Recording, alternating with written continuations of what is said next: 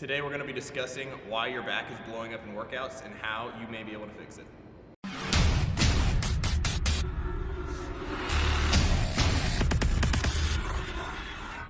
Does your back blow up in workouts? Today we're going to discuss a little bit about if you have a weak back, how to test it, and how possibly we can fix it so we can resolve the issue of your back blowing up or getting too tight during training. So, low back pain. We hear from a lot of clients or a lot of people asking us questions, or you just kind of hear in general from athletes or fitness enthusiasts that things like high volume or bending and squatting, either of those movements in high volume, hurt their back or cause it to get tight, or they steer clear of doing those things because it causes issues. Mixing certain patterns, so it might be when you bend and squat together. It might be when you do a lot of bending with burpees. It might be, something specific like that. It could be just a specific movement. So it doesn't do it during sumo, but it does during traditional deadlift. It does during front squats, but not during back squats, something like that. Under fatigue. So if you're doing a workout or a Metcon and the deadlift is always, hurting then, or, wall balls always hurt then if you do too many because you're under fatigue and doing a specific movement.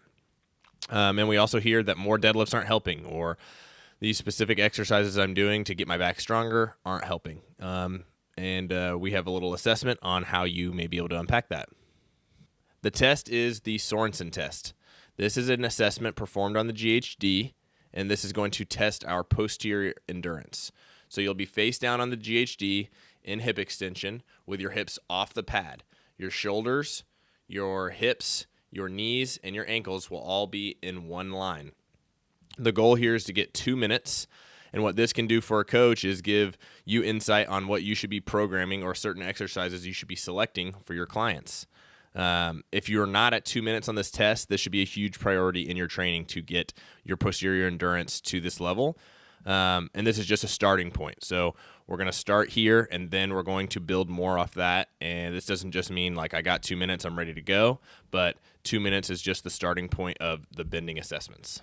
So how can we bring the Sorensen assessment into application to our training or to our performance? Well, let's just say you scored a 1 minute and 18 seconds on your Sorensen. Okay, you can do this kind of math with whatever your score is. And then let's take the workout DT, which is a more bending heavy workout. DT is 5 rounds, 12 deadlifts, 9 hang power cleans, and 6 shoulder to overhead. For this case, we're just going to talk about the deadlifts and hang power cleans, even though the low back can be affected by shoulder to overhead. But let's say you're doing 60 deadlifts, because that's how much are in the workout, and each is at about 1.5 seconds per rep of total loading. That's about 90 seconds, and that's an average from the first to the last. So 1.5 is, it might be a little more, it might be a little less, but let's just call it 1.5. For the hang power cleans, there's 45, and let's just say it's about 1 second of loading per rep, and that's 45 seconds. So we have a total of 135 seconds of bending-specific loading in a workout. And then you have a Sorensen of 118 versus DT of 215. So in the Sorensen, you're in a static hold. Not all of your body weight is supported, and you have no external load. You're not under fatigue. You're in a calm environment, and you're just doing a little isometric hold. But in DT, you have a dynamic movement, so you're moving dynamically in bending. You have an external load plus your body weight.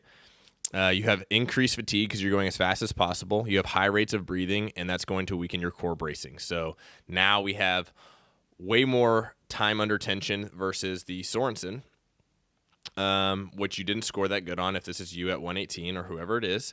And then you're doing all these dynamic reps, and you're wondering, why is my back blowing up?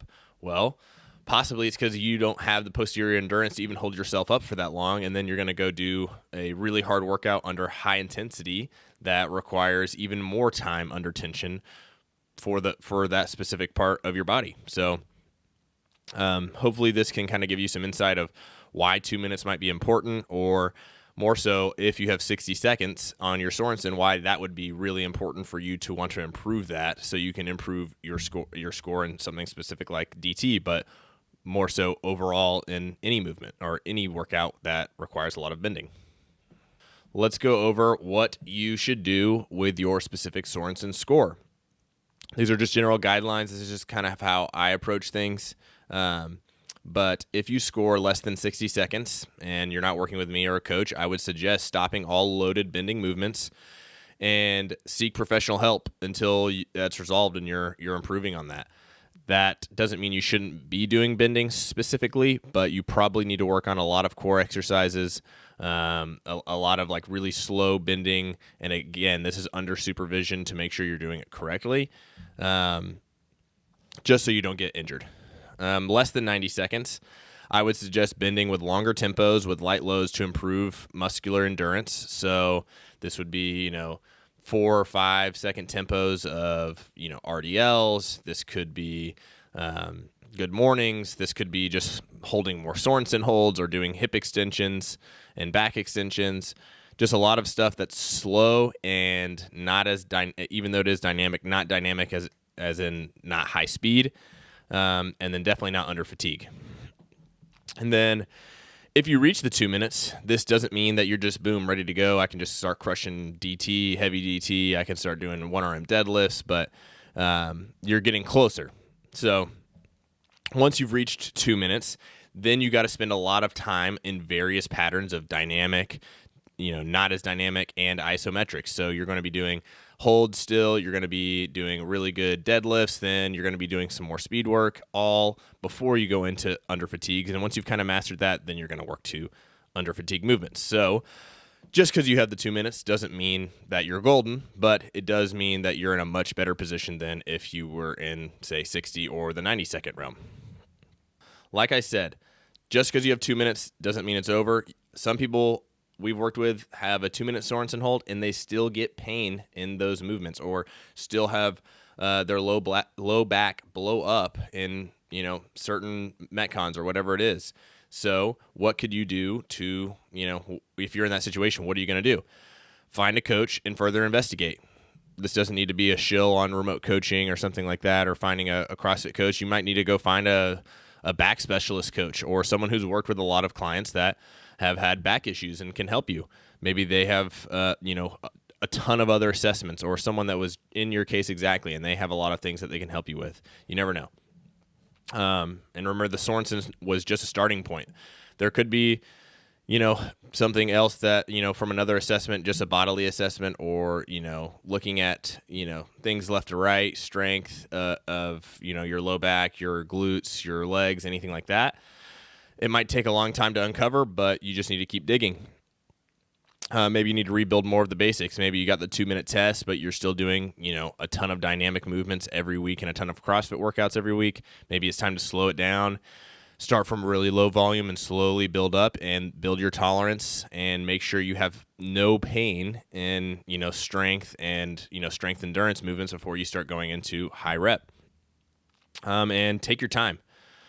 The back, really anything, but the back takes time, and there's a lot of psychological factors that go into back pain. So you might need to take your time and build your confidence over years. You have to be willing to put in the work, and if you want a really strong back, it's going to take a long time anyway. So I wouldn't be discouraged if you have back pain in workouts, but you are really strong and you have a 2-minute Sorensen hold. I would just slowly start to uncover what else might be an issue, and I would just take the time to rebuild, be confident, and it's going to help you in a lot of different facets of fitness. So I hope anyone watching this far got some information, or maybe you've never done a Sorensen before and you can go test it out. Maybe you can work on it with a few of your clients. There's plenty of videos out there about the Sorensen, and there's plenty of literature out there that you could go look up and see how other people are using it or what they're using for assessments. So I appreciate you watching, and I hope you guys